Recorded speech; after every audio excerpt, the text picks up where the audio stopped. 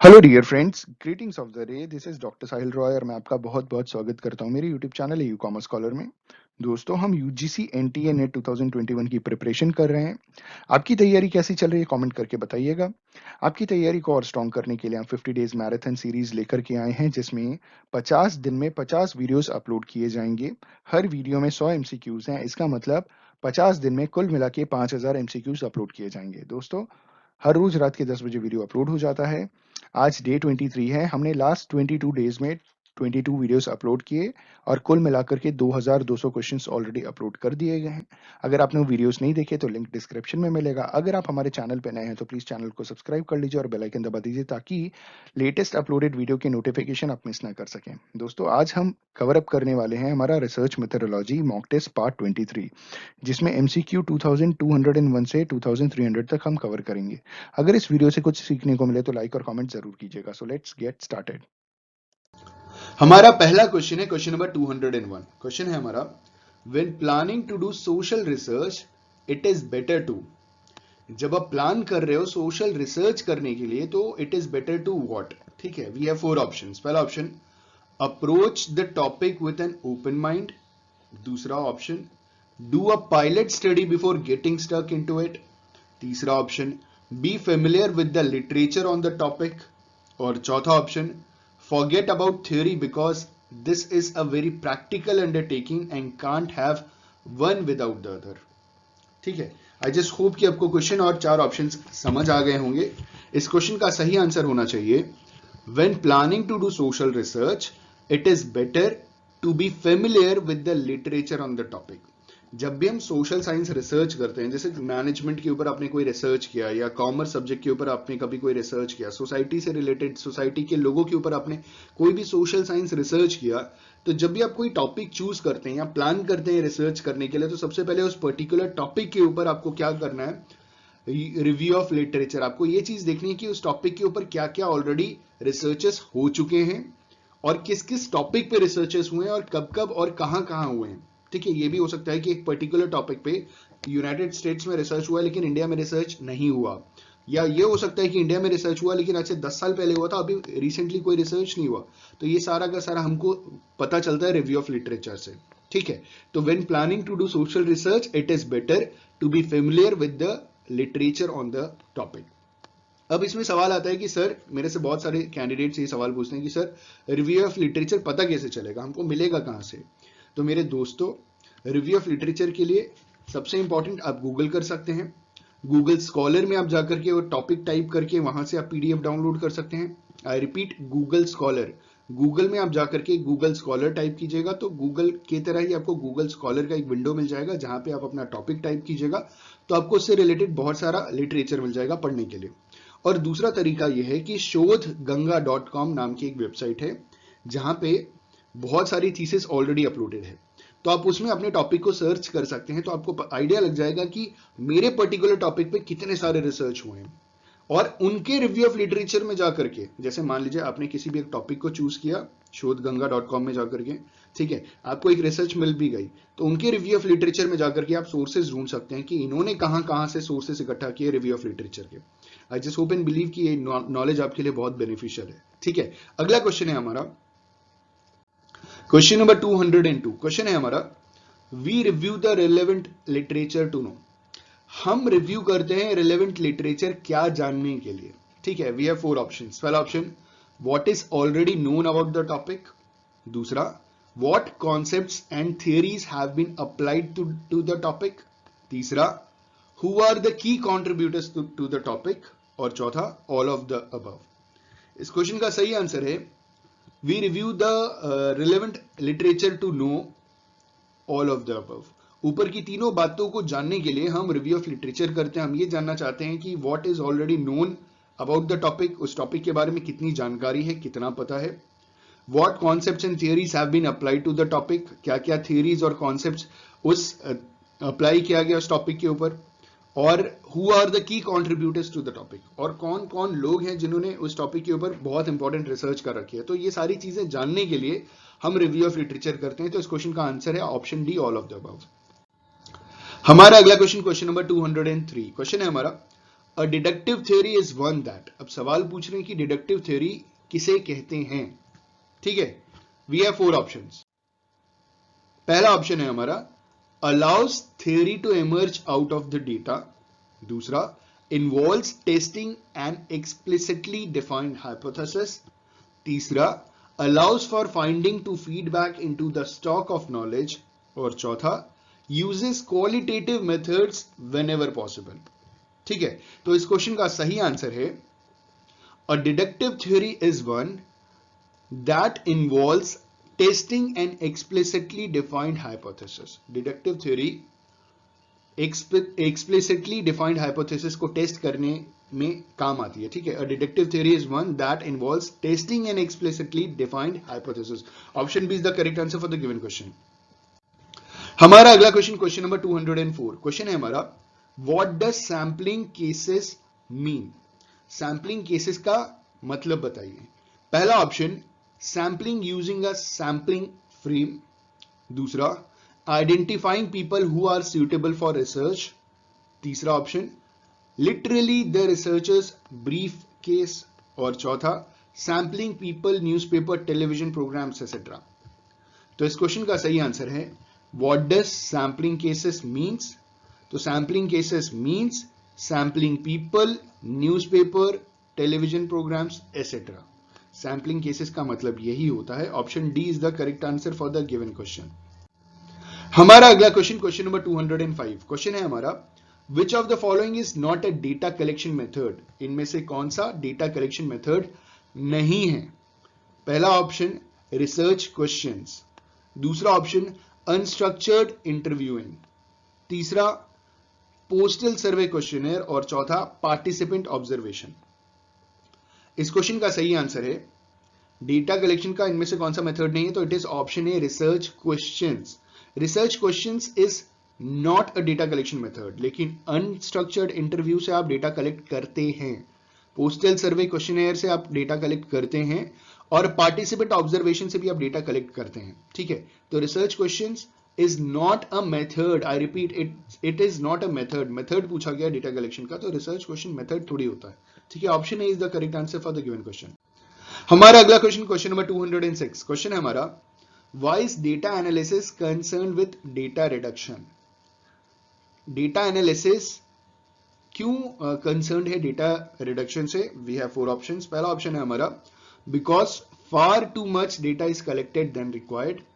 ठीक है, क्योंकि देखिए डेटा एनालिसिस में बेसिकली इन्होंने जो सवाल पूछा ना वो ये है कि डेटा एनालिसिस का मतलब डेटा रिडक्शन क्यों होता है। मतलब कई बार पता है क्या होता है कि हम बहुत ज्यादा डेटा कलेक्ट कर लेते हैं, लेकिन जब हम एनालाइज करते हैं तो कुछ स्पेसिफिक चीजों पे ही बेसिकली एनालाइज करते हैं। आप मेरी बात समझ रहे हैं। जैसे हमने क्वेश्चनर में डेटा कलेक्ट किया है, मान लीजिए 40 question, 40 question in a particular questionnaire, we have collected the data, और ऐसा हमने 500 लोगों से क्वेश्चंस कलेक्ट किए, लेकिन 500 लोगों से वो जो हमने 40 क्वेश्चंस भरवाए हैं, तो जरूरी नहीं है कि हम वो 40 क्वेश्चंस के ऊपर पूरी की पूरी रिसर्च एनालिसिस करें। It is not possible. ठीक है, पॉसिबल है, लेकिन बेसिकली इतना टाइम होता नहीं है रिसर्च करने के लिए। तो हम बेसिकली डेटा एनालिसिस में हम क्या करते हैं, डेटा रिडक्शन। जितना हमारे ऑब्जेक्टिव ऑफ रिसर्च से रिलेटेड इंफॉर्मेशन होगी, बस उसी के ऊपर प्रॉपर तरीके से डेटा एनालिसिस होगा। ठीक है, तो इस क्वेश्चन का सही सॉरी ऑप्शन 1 था कि because far too much data is collected then required. दूसरा, because we need to make sense of the data. तीसरा, because of the repetitions in answers to questioner. और चौथा, because the sample size has been exceeded. इस question का सही answer है why is the data analysis concern with data reduction. Because we need to make sense of the data, क्योंकि हमें उस data का सेंस इकट्ठा करना है। रीजन ये कि जो रॉ डेटा होते हैं वो उसमें ज्यादा कुछ सेंस नहीं होता, मतलब वो कुछ कंक्लूड नहीं करते, तो हमें एनालिसिस करना होता है और लास्ट में हम उसका कुछ कंक्लूजन बताते हैं। इसको आप ऐसे भी समझ सकते हैं कि जब हम डेटा कलेक्ट करते हैं तो हमारे पास 500 लोगों के क्वेश्चनर फिल्ड अप होते हैं। ठीक है, लेकिन जब हमारा रिजल्ट निकलता है तो हो सकता है 4 पन्ने में रिजल्ट आ जाए, तो that is data reduction. Right, option B is the correct answer for the given question. हमारा अगला क्वेश्चन, क्वेश्चन नंबर 207। क्वेश्चन है हमारा the core ingredients of dissertation are. जो डेसर्टेशन होता है ना, उसके कोर इंग्रेडिएंट्स क्या है। डेसर्टेशन मतलब हम थीसिस भी कंसिडर करते हैं कई बार डेसर्टेशन को, तो उसके कोर इंग्रेडिएंट्स क्या है, क्या क्या चीजें आती हैं। पहला ऑप्शन है introduction, data collection, data analysis, conclusion and recommendation. दूसरा option executive summary, literature review, data gathered, conclusion, bibliography. तीसरा है research plan, research data analysis, references. और चौथा है introduction, literature review, research methods, results, discussions and conclusion. तो इस question का सही आंसर है the core ingredients of dissertation are option D, introduction, फिर लिटरेचर रिव्यू, उसके बाद रिसर्च मेथड, फिर रिसर्च, फिर डिस्कशन, फिर कंक्लूजन। ठीक है, इसमें एक चीज इंक्लूड नहीं है, डेटा एनालिसिस। ठीक है, तो डेटा एनालिसिस का एक और चैप्टर होता है जो ऊपर मतलब कहीं दिया नहीं गया है, लेकिन प्रॉपर मेथड तो यही होता है। कई बार रिसर्च मेथड के अंदर ही डेटा एनालिसिस हो जाता है। तो इस क्वेश्चन का सही आंसर है ऑप्शन डी। अगर आपको किसी प्रश्न में कोई दिक्कत हो, कोई क्वेश्चन नहीं समझ में आ रहा तो आप कमेंट जरूर कीजिएगा, और उम्मीद है कि ये क्वेश्चंस आपके लिए बहुत बेनिफिशियल होंगे, आपको बहुत कुछ सीखने को मिल रहा होगा। हमारा अगला क्वेश्चन, क्वेश्चन नंबर 208। क्वेश्चन है हमारा, which of the following is a component of ethnographic research. अब मतलब समझिएगा, एथनोग्राफिक रिसर्च बेसिकली रिलेटेड होता है the scientific description of peoples and cultures with their customs, habits and mutual differences. ठीक है, ethnographic जो रिसर्च होता है वो बेसिकली जो जनरल लोग होते हैं ना, ह्यूमन बींग्स, उनके कल्चर, उनके कस्टम्स, उनके हैबिट्स, उनके म्यूचुअल डिफरेंसेस के ऊपर बेसिकली इसका जो नाता है, रिश्ता है, वो उससे रिलेटेड है, उसी के ऊपर ये रिसर्च होता है, एथनोग्राफिक रिसर्च। तो इन्होंने बोला which of the following is component of ethnographic research. We have 4 options. पहला option being immersed in social groups or setting. दूसरा option participant observation, interviews and or documentary analysis. तीसरा a written account of an ethnographic study. और चौथा all of the above. इस question का सही answer है option D, all of the above. ठीक है, तो ये सारे के सारे कोर कंपोनेंट्स हैं इथनोग्राफिक रिसर्च के। ठीक है, option D is the correct answer. हमारा अगला क्वेश्चन, क्वेश्चन नंबर 209। क्वेश्चन है हमारा, what is one of the main disadvantage of using the covert role in ethnography. ठीक है, पहला option it can be hard to gain access to the social group. दूसरा it is difficult to take notes without arousing suspicion. तीसरा the problem of reactivity, people may change their behaviour if they know that they are being observed. और चौथा it is usually too time consuming and expensive to be a realistic option. ठीक है, तो इस question का सही answer है the main disadvantage of using the covert role in ethnography is it is difficult, option B, it is difficult to take notes without arousing suspicion. ठीक है, आप अगर किसी को नोट कर रहे हो ना, और उसने अगर आपको देख लिया कि आप उसे ऑब्जर्व कर रहे हो, एक हिसाब से उसके बिहेवियर को ऑब्जर्व कर रहे हो, उसकी बहुत सारी चीजों को ऑब्जर्व कर रहे हो, तो आप इट इज नॉट पॉसिबल कि आप ऐसा कर सकें। तो this is the main disadvantage of using the covert role in ethnography, मतलब it is difficult to take notes without arousing suspicion. ठीक है, अगर आप किसी अननोन के बारे में अगर कोई डिटेल, उसकी एक्टिविटी अगर आप नोट डाउन कर रहे हो और उसने अगर आपको देख लिया, तो कहीं ना कहीं वो सस्पिशन होगा। Option B is the correct answer for the given question. ठीक है, अगला क्वेश्चन, क्वेश्चन नंबर 210। क्वेश्चन है हमारा, व्हाट इज अ की इंफॉर्मेंट। सवाल पूछा गया की इंफॉर्मेंट किसे कहते हैं, तो सवाल का जवाब नीचे है। ठीक है, तो ये मुझे समझाने की जरूरत नहीं, आप जब आंसर देखिएगा तो आप समझ जाइएगा कि की इंफॉर्मेंट का मतलब क्या होता है। सवाल पूछा गया है what is a key informant. पहला option a group member who helps the ethnographer gain access to the relevant people events. दूसरा a senior level member of the organisation who refuses to allow the researchers into it. तीसरा a participant who appears to be helpful but then blows the researcher's cover। और चौथा someone who cuts keys to help the ethnographer gain access to the building। ठीक है, इस question का सही answer है option ए। की इंफॉर्मेंट का मतलब a group member who helps the ethnographer gain access to the relevant people and events. ठीक है, जैसे आप किसी एक पर्टिकुलर जगह जाते हैं, आप किसी एक पर्टिकुलर कम्युनिटी में जाते हैं, तो कोई एक ऐसा की इंफॉर्मेंट होता है जो उस पर्टिकुलर कम्युनिटी के लोगों को यह बताता है कि आप वहां जा रहे हैं। ठीक है, वो आपको लेकर के वहां जाता है और आपकी बहुत मदद करता है, जो भी आप रिलेवेंट इंफॉर्मेशन, इवेंट्स या कुछ भी आप जानना चाहते हैं, कुछ भी एक्सेस करना चाहते हैं, तो वो पर्टिकुलर इंडिविजुअल आपकी पूरी मदद करता है वो सारी नॉलेज गेन करने में, वो सारी चीजें एक्सेस करने में। तो उसे हम की इंफॉर्मेंट कहते हैं। Option A is the correct answer for the given question. हमारा अगला क्वेश्चन, क्वेश्चन नंबर 211। क्वेश्चन है हमारा, what is the name of the role adapted by an ethnographer who joins in with the group activities but admits to being a researcher. ठीक है, we have 4 options. पहला option है हमारा complete participant, दूसरा option participant as observer, तीसरा observer as participant और चौथा complete observer. इस क्वेश्चन का सही आंसर है the name of the role adapted by an ethnographer who joins in the group activities but admits to begin a researcher is known as participant as observer. Option B is the correct answer for the given question. आप group को join तो कर सकते हो, जैसे अभी last में मैंने अभी आपको बताया कि आप एक पर्टिकुलर जगह एक्सेस पा लेते हो, तो अब क्या है कि उन लोगों के बीच में आप सम्मिलित हो जाते हो, आप घुल मिल जाते हो। ठीक है, आप पार्टिसिपेंट भी हो और आप ऑब्जर्वर भी हो, आप वो काम परफॉर्म भी कर रहे हो और साथ ही साथ आप लोगों की एक्टिविटीज को ऑब्जर्व भी कर रहे हो अपने रिसर्च वर्क के लिए। Option B is the correct answer for the given question. हमारा अगला क्वेश्चन नंबर 212। क्वेश्चन है हमारा, is it okay to break the laws in order to maintain a cover? क्या ये नेसेसरी है? इज इट ओके, क्या ये ओके है कि हम लॉ को ब्रेक करें टू मेंटेन अ कवर करने के लिए लॉ ब्रेक करें? तो पहला ऑप्शन कह रहे हैं yes, provide it is not very serious. No, never, under any circumstances. तीसरा yes, because otherwise data on criminal activity would never come to light. और चौथा yes, provided it does not cause physical harm to someone. ठीक है, इस question का सही answer है no, never, under any circumstances. हमें कभी भी लॉ और ऑर्डर ब्रेक नहीं करना। No, never, under any circumstances, किसी भी सर्कमस्टांसेस में हमको लॉ ब्रेक नहीं करना। Option B is the correct answer for the given question. हमारा अगला क्वेश्चन नंबर 213। क्वेश्चन है हमारा, what is the difference between scratch notes and full field notes? ठीक है, स्क्रैच नोट्स और फुल फील्ड नोट्स में बेसिक डिफरेंस क्या है? We have 4 options. पहला ऑप्शन है हमारा Scratch notes are just keywords and phrases rather than lengthy descriptions. ठीक है, फुल फील्ड नोट्स मतलब लेंदी डिस्क्रिप्शंस होता है। दूसरा कह रहे हैं full field notes are quicker and easier to write than scratch notes. तीसरा है scratch notes are written at the end of the day rather than during the key events. और चौथा है full field notes do not involve the researcher scratching their head while thinking.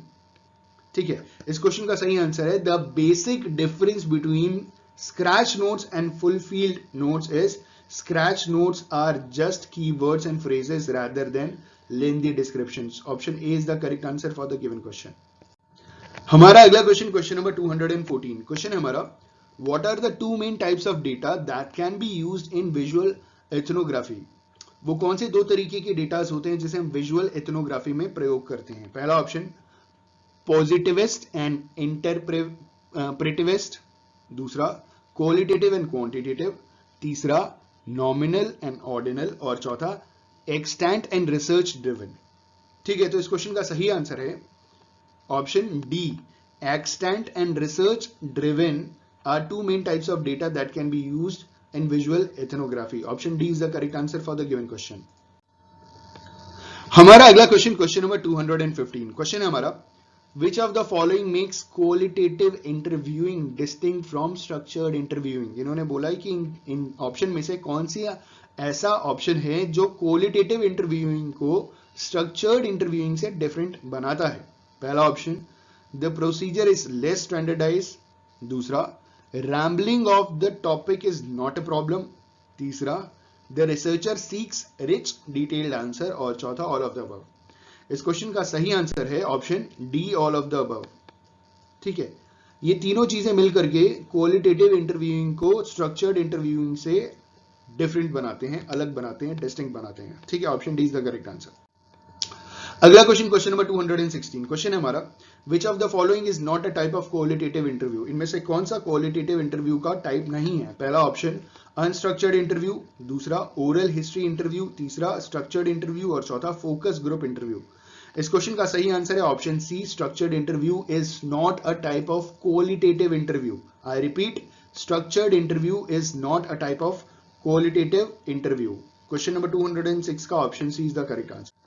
हमारा अगला question number 217। Question है हमारा, why is it helpful to prepare an interview guide before conducting semi structured interviews? क्यों जरूरी है एक गाइड बनाने के लिए इंटरव्यू कंडक्ट करने से पहले? ठीक है, सेमी स्ट्रक्चर्ड इंटरव्यूज को कंडक्ट करने से पहले क्यों जरूरी है एक इंटरव्यू गाइड बनाना? पहला option, so that the data from the different interviews will be comparable and relevant to your research question. ठीक है. दूसरा ऑप्शन है हमारा, so that you can calculate the statistical significance of the result. तीसरा, in order to allow participants complete control over the topics they discuss. और चौथा, to make the sample more representative. इस question का सही answer है option A, so that the data from different interviews will be comparable and relevant to your research question. ठीक है, option A is the correct answer. अगला question, question number 218, question है what is a probing question. सवाल पूछा जा रहा है कि what is a probing question, तो आंसर आपका इन्हीं ऑप्शंस में है। ठीक है, पहला ऑप्शन है हमारा one that enquires about a sensitive और डीपली पर्सनल इशू। दूसरा, one that encourages the interview to say more about a topic. तीसरा, one that ask indirectly about people's opinion। और चौथा, one that moves the conversation on the other topic। ठीक है, तो इस question का सही आंसर है, प्रोबिंग क्वेश्चन का मतलब होता है one that encourages the interviewee to say more about a topic।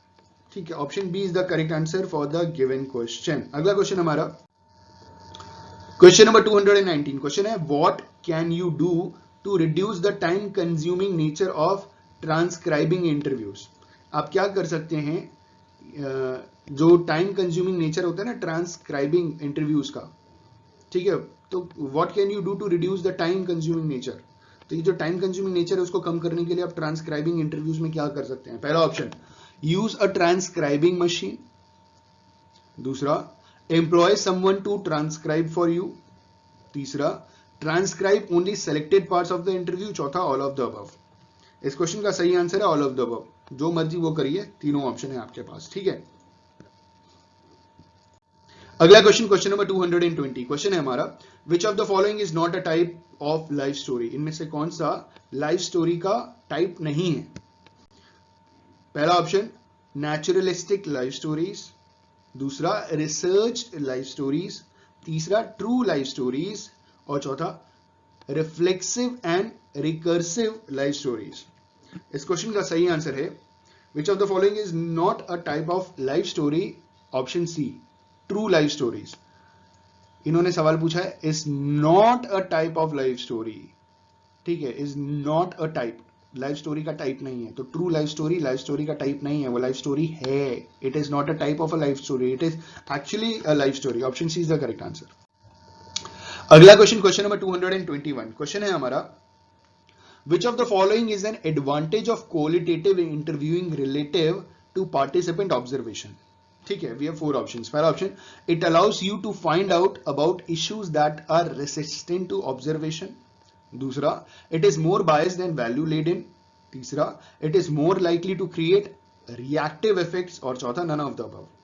इस क्वेश्चन का सही आंसर है option A, it allows you to find out about issues that are resistant to observation is an advantage of qualitative interviewing relative to participant observation। ठीक है, option A is the correct answer for the given question. I just hope कि आपको ये question समझ में आओ। देखिए, अगर आपको कोई क्वेश्चन समझ में नहीं आता या आप कोई सुझाव देना चाहते हैं तो प्लीज कमेंट्री बॉक्स में कमेंट करके जरूर बताइएगा।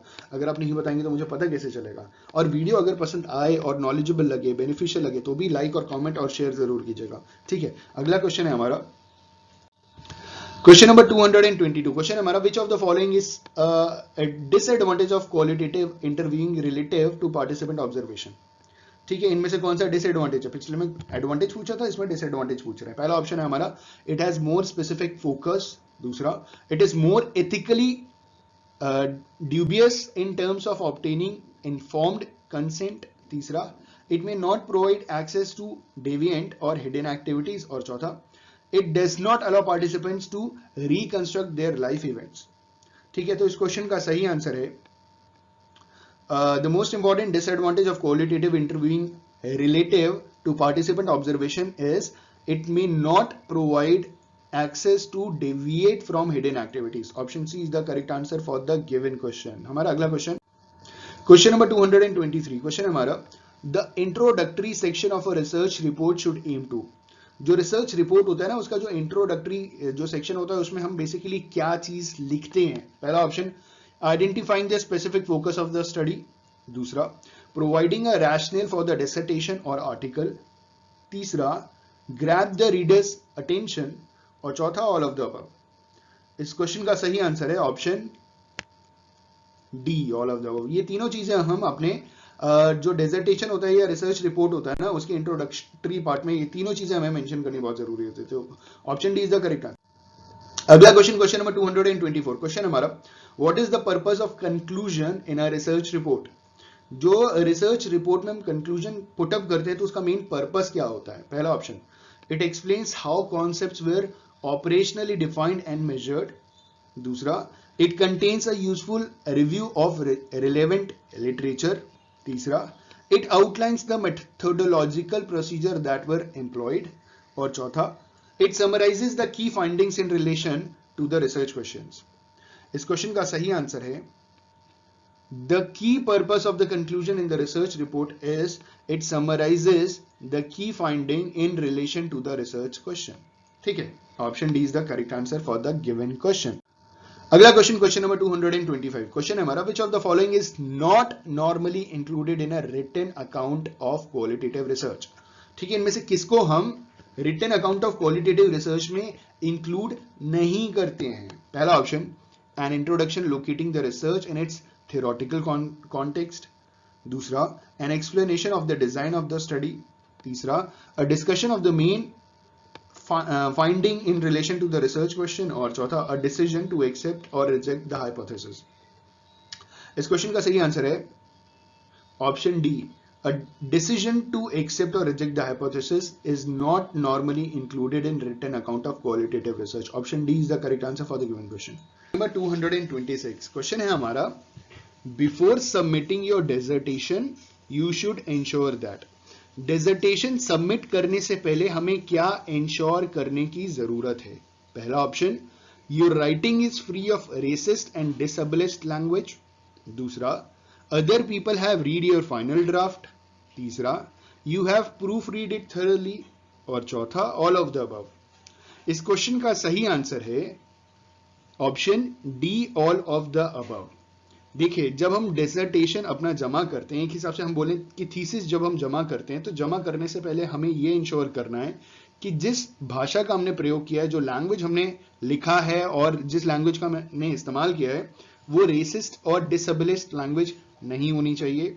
साथ ही साथ मतलब इसका मतलब यह हुआ कि आपको भाषा की अच्छी खासी जानकारी है, ठीक है, आप समझ रहे हैं, और आपने उसको अच्छी तरीके से उपयोग किया है अपने डिसर्टेशन में। दूसरा कह रहे हैं, other people have read your final draft. कुछ लोगों ने आपके फाइनल ड्राफ्ट पढ़े हैं और उन्होंने कुछ शॉर्टकमिंग्स। देखिए, हम जब भी रिसर्च करते हैं ना, मैंने भी रिसर्च की, तो हमें कुछ ना कुछ कोई ना कोई जरूर बताता है, वो अपना पॉइंट ऑफ व्यू अपने नॉलेज के हिसाब से जरूर बताता है, जिन्होंने ऑलरेडी रिसर्च कर रखी है, जो रिसर्च करवा रहे हैं। ठीक है, तो हम बहुत सारे प्रोफेसर्स, असिस्टेंट प्रोफेसर से जाकर के मिलते हैं और अपना जो वर्क है वो उन्हें दिखाते हैं, तो वो हमें कुछ बताते हैं कि इसको अगर आप ऐसे कर लीजिएगा तो ये और अच्छा हो जाएगा। तो एक रिसर्चर यहां से भी बहुत सारी चीजें सीखता है। ठीक है, तो ऑप्शन बी भी सही है कि other people have read your final draft.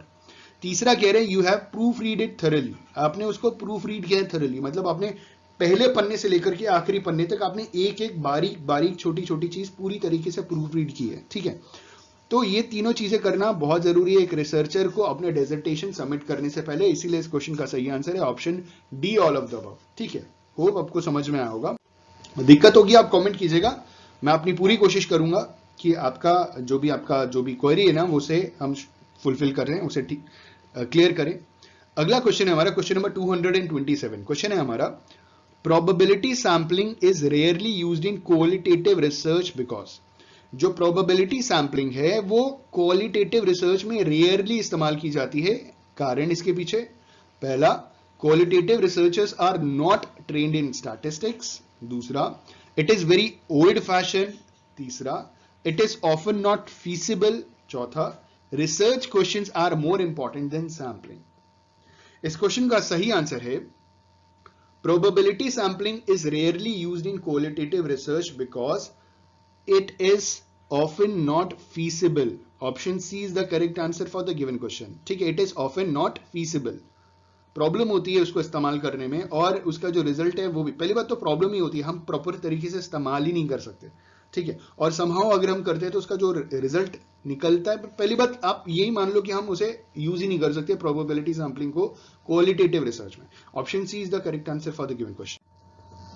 हमारा अगला क्वेश्चन, क्वेश्चन नंबर 228, क्वेश्चन है हमारा, the two levels of sampling used by Savage et al 2005 में जो 2 लेवल सैंपलिंग यूज की थी for the Manchester study were, जो 2 लेवल की सैंपलिंग इस्तेमाल की थी सैवेज एट ऑल ने 2005 में। सैवेज एट ऑल का मतलब ये होता है, एट ऑल शब्द का मतलब ये होता है कि 2 से ज्यादा ऑथर्स हैं। हम सबका नाम नहीं बता सकते तो हम एट ऑल लिखते हैं। ये आपने रिव्यू ऑफ लिटरेचर में पढ़ा होगा। जब भी हम रिव्यू ऑफ लिटरेचर करते हैं तो अगर हमने किसी का जर्नल लिया जहां से हम कुछ एक्सट्रैक्ट कर रहे हैं तो हमें उसका रेफरेंस देना पड़ता है। तो जब हम उनका नाम लिखते हैं तो पूरा नाम नहीं लिखते। अगर 8-10 लोग हैं या 4-5 लोग हैं तो हम एक का नाम लिखते हैं और आगे लिख देते हैं एट ऑल और ईयर लिख देते हैं। इन्होंने बोला जो 2 लेवल ऑफ सैंपलिंग है जो इस्तेमाल किया जाता है सैवेज एट ऑल 2005 में, used by Savage et al in 2005 for the Manchester study were, वो कौन से 2 हैं? पहला ऑप्शन रैंडम एंड पर्पसिव, दूसरा कन्वीनियंस एंड स्नोबॉल, तीसरा स्टैटिस्टिकल एंड नॉन स्टैटिस्टिकल, और चौथा कॉन्टेक्स्ट एंड पार्टिसिपेंट्स। इस क्वेश्चन का सही आंसर है the 2 levels of sampling used by Savage et al 2005 for the Manchester study were, context and participants. Option D is the correct answer for the given question. ठीक है। हमारा अगला question, question number 229, question है हमारा, which of the following is not a type of purposive sampling? इनमें से कौन सा purposive sampling का टाइप नहीं है? इनमें से कौन सा purposive sampling का type is not a type of a purposive sampling? ठीक है। पहला ऑप्शन probability sampling, दूसरा ऑप्शन डेविएंट केस सैंपलिंग, तीसरा ऑप्शन थियोरेटिकल सैंपलिंग, और चौथा स्नोबॉल सैंपलिंग। इस क्वेश्चन का सही आंसर है option A, probability sampling is not a type of purposive sampling. Option A is the correct answer for the given question. ठीक है। हमारा अगला क्वेश्चन, क्वेश्चन नंबर 230, क्वेश्चन है हमारा, the minimum sample size for qualitative interviewing is. जो minimum sample size चाहिए qualitative interview करने के लिए वो कितना चाहिए? ठीक है। We have 4 options. पहला ऑप्शन 30, दूसरा ऑप्शन 31, तीसरा ऑप्शन 60, और चौथा ऑप्शन इट्स हार्ड टू से। इस क्वेश्चन का सही आंसर है the minimum sample size for qualitative interviewing is, it is hard to say. Option D is the correct answer for the given question. हमारा अगला क्वेश्चन, क्वेश्चन नंबर 231, क्वेश्चन है हमारा, why is an ethnographic study unlikely to use a probability sample? Question पूछा जा रहा है कि ethnographic study में हम प्रोबेबिलिटी सैंपल क्यों नहीं चूज करते या सेलेक्ट करते? ठीक है। We have 4 options. पहला option, because the aim of understanding is more important than that of the generalisation, दूसरा, because the researcher cannot control who is willing to talk to them, तीसरा, because it is difficult to identify a sample frame, चौथा, all of the above। इस question का सही answer है option D, all of the above, क्योंकि ये तीनों basic reasons हैं जिस वजह से प्रोबेबिलिटी सैंपल हम एथनोग्राफिक स्टडी में इस्तेमाल नहीं करते। ठीक है। Option D is the correct answer for the given question. अगला क्वेश्चन, क्वेश्चन नंबर 232, क्वेश्चन है हमारा, apart from people what else can purposive sampling be used for? ठीक है। लोगों को छोड़ करके apart from people हम purposive sampling कहां प्रयोग कर सकते हैं?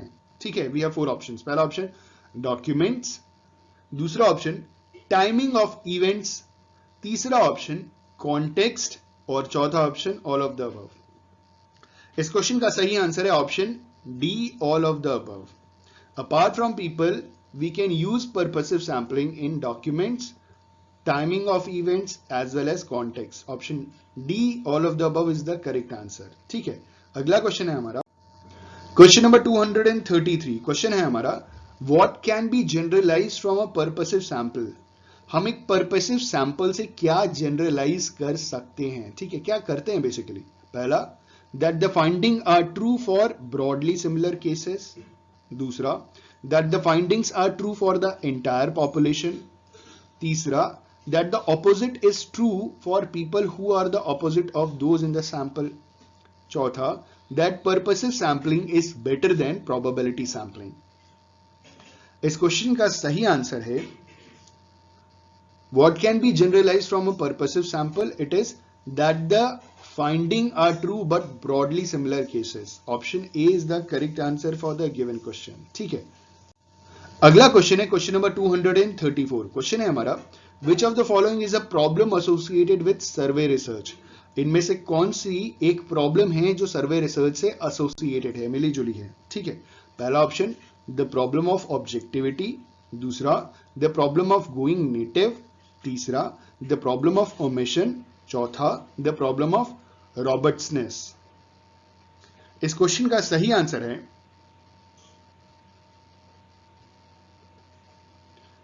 Option C, the problem of omission is a problem associated with survey research. ठीक है, option C is the correct answer for the given question.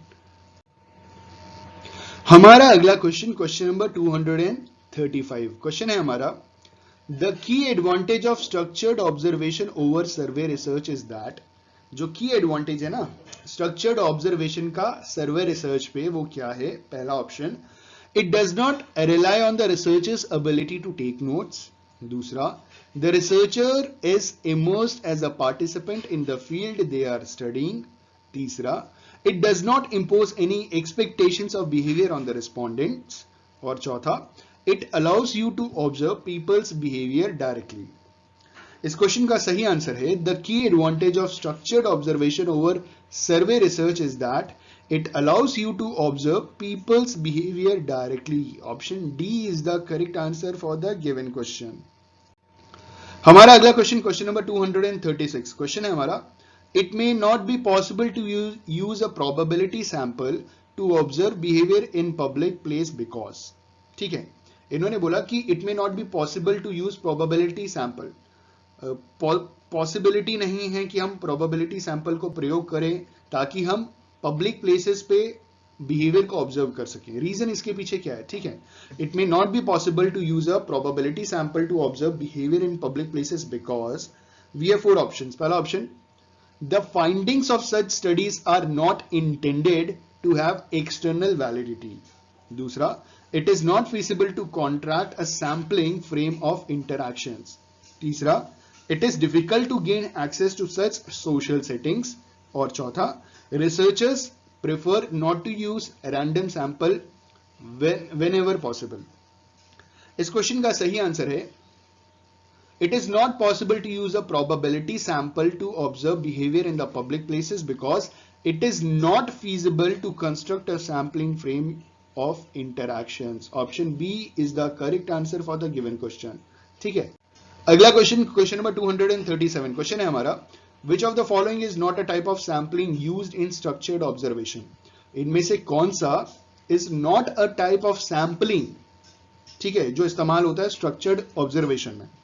पहला ऑप्शन फोकल सैम्पलिंग, दूसरा ऑप्शन स्कैन सैम्पलिंग, तीसरा ऑप्शन इमोशनल सैम्पलिंग, और चौथा option behavioural sampling.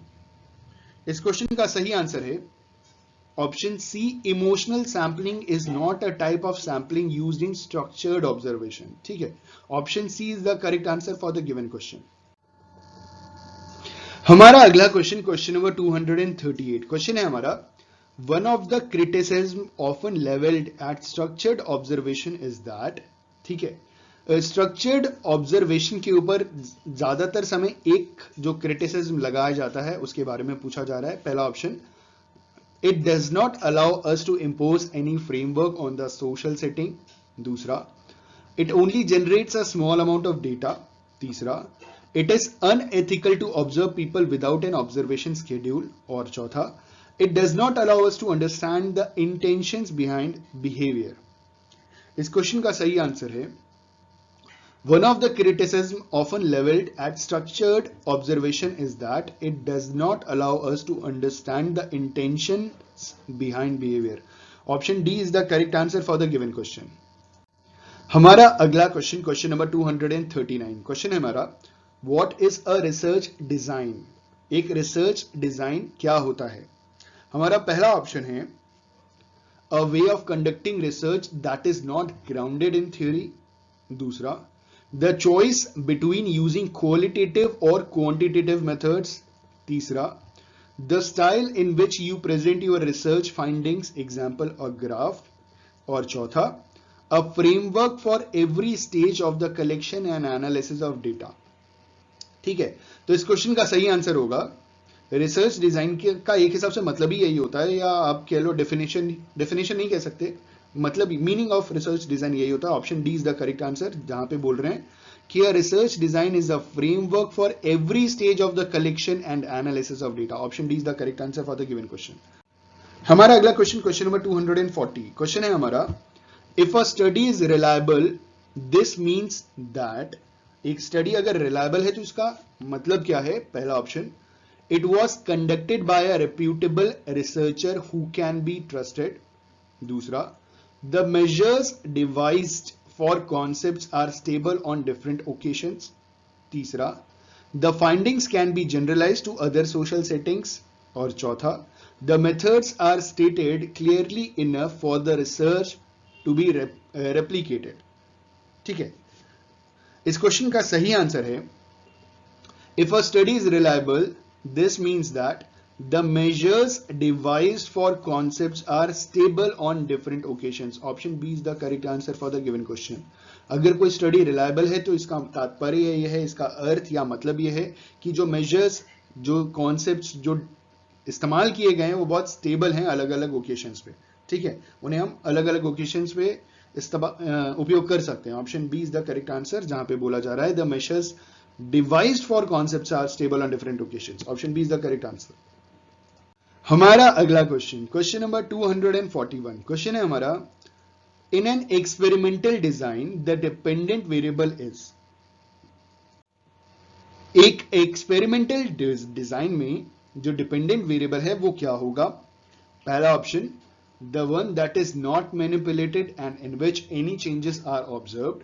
दूसरा the one that is manipulated in order to observe any effects on the other.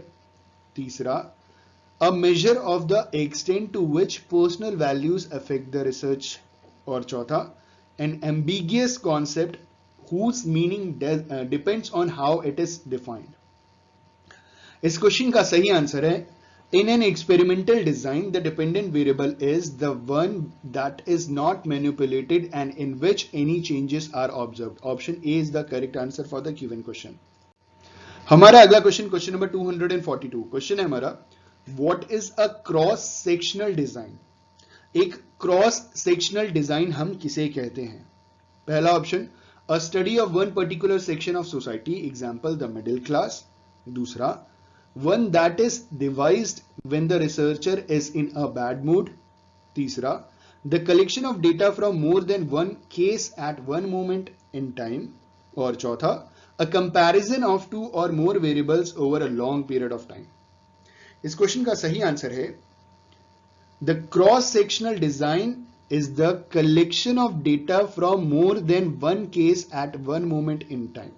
option C is the correct answer for the given question। हमारा अगला question, question number 243, question है हमारा cross cultural studies are an example of.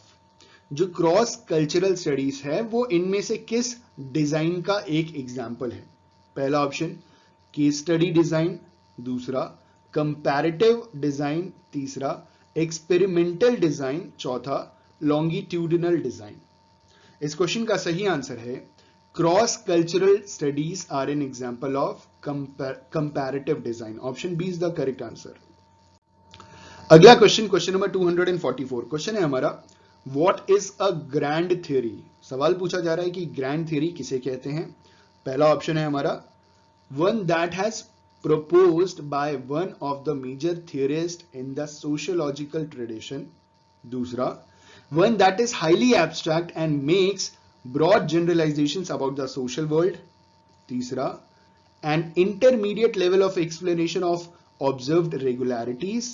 और चौथा a particularly satisfactory theory that makes the researcher feel happy। ठीक है, तो grand theory की परिभाषा क्या है, मतलब क्या है? इस क्वेश्चन का सही आंसर है ऑप्शन बी। ग्रैंड थ्योरी का मतलब होता है one that is highly abstract and makes broad generalisations about the social world. Option B is the correct answer for the given question. अगला क्वेश्चन, क्वेश्चन नंबर 245, क्वेश्चन है हमारा an inductive theory is one that. एक inductive theory किसे कहते हैं? पहला option involves testing an explicitly defined hypothesis. दूसरा, does not allow for finding to feedback into the stock of knowledge. तीसरा, uses quantitative methods whenever possible. और चौथा, allows theory to emerge out of data. इस question का सही answer है an inductive theory is one that allows theory to emerge out of data. Option D is the correct answer. हमारा अगला question, question number 246. Question है हमारा, the qualitative research strategy places a value on. जो qualitative research strategy है ना, वो किस चीज पे वैल्यू पुट अप करती है?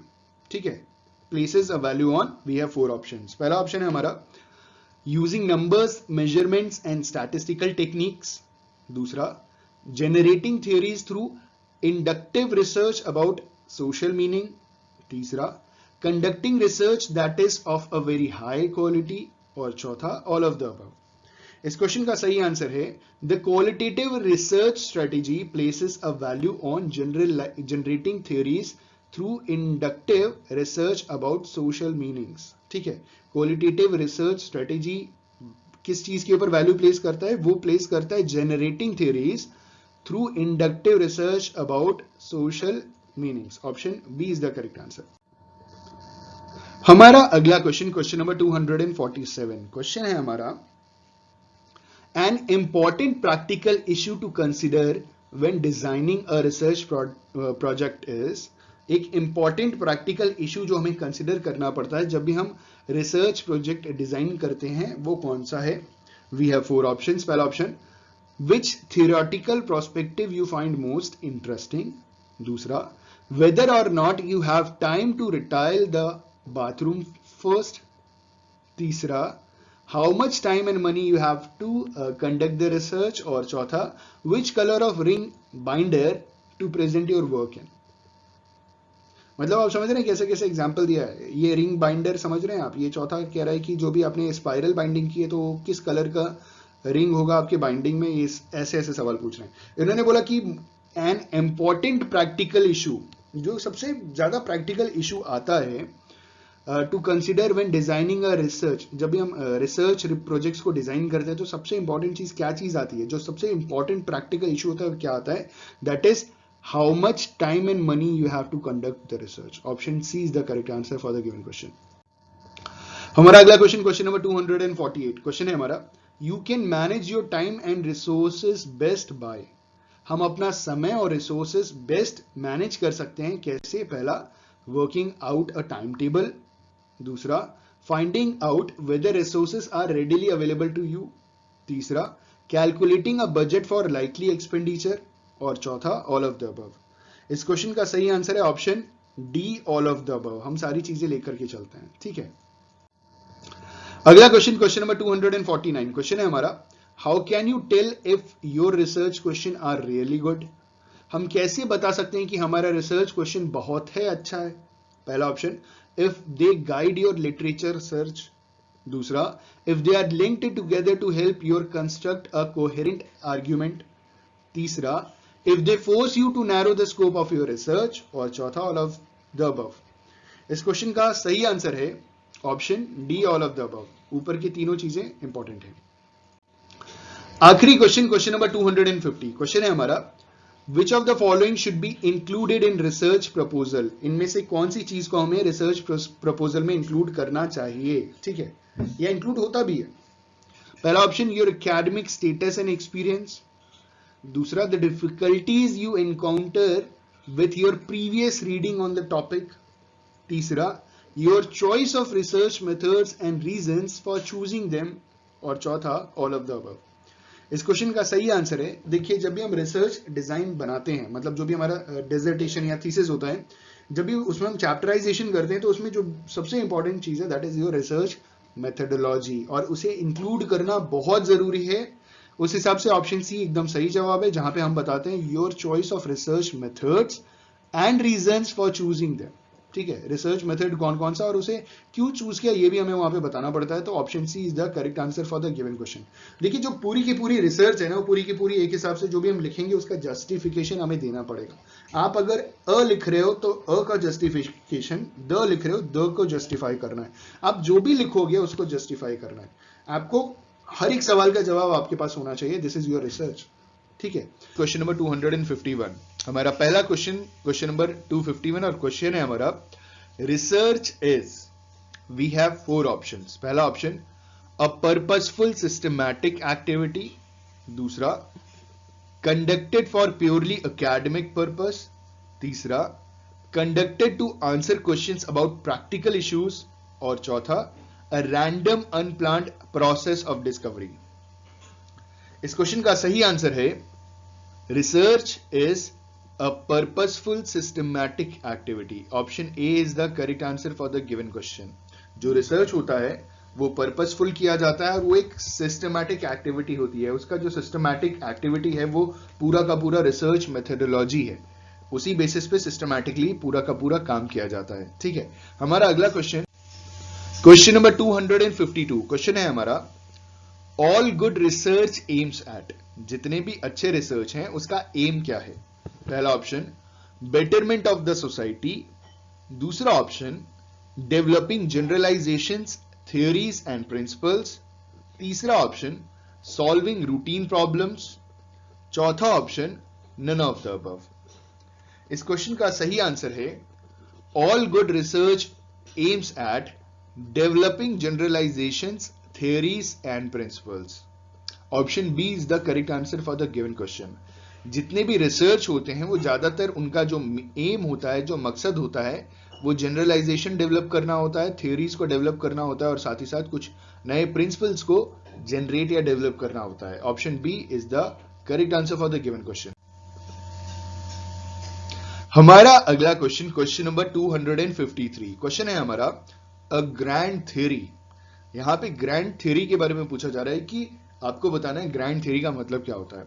ठीक है। We have 4 options. पहला option, a grand theory explains interrelationships among concepts। दूसरा, a grand theory is highly abstract। तीसरा, a grand theory broad explanations of phenomena in a discipline। और चौथा, a grand theory all of the above। मतलब ये तीनों चीजें होती हैं ग्रैंड थ्योरी में। इस क्वेश्चन का सही आंसर है, a grand theory broad explanations of phenomena in a discipline। Option C is the correct answer for the given question.